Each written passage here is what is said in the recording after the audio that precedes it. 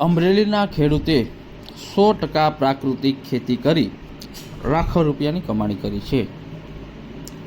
અમરેલી જિલ્લામાં મોટાભાગના ખેડૂતો હવે પ્રાકૃતિક ખેતી કરતા થયા છે અને પ્રાકૃતિક ખેતી કરી અને સારી આવક મેળવી રહ્યા છે।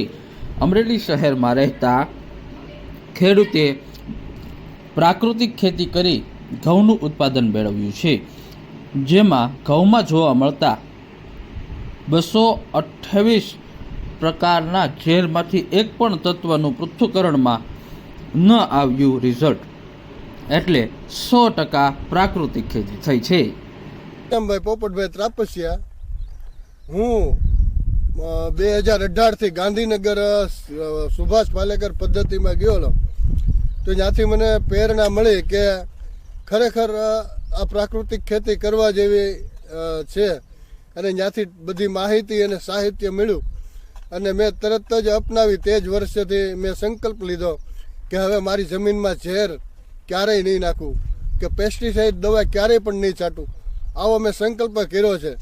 તો ત્યારથી તે આજ સુધી મેં ક્યારેય દવા કે ખાતર નાખ્યું જ નથી। અને ખરેખર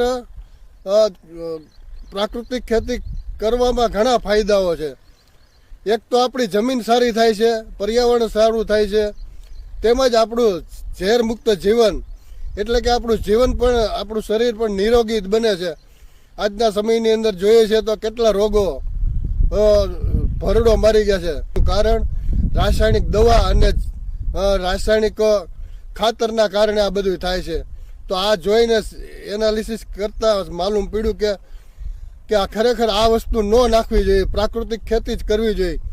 એટલે જ મેં પ્રાકૃતિક ખેતી અપનાવી અને પ્રાકૃતિક ખેતી 5 વર્ષથી કરું છું। અને એની અંદર હું કપાસ વાવું છું, સિંગ વાવું છું ચોમાસું, અને શિયાળામાં ઘઉં હોય, ચણા હોય, કઠોળ હોય, આવા બધા અલગ અલગ પાકોનું વાવેતર કરું છું।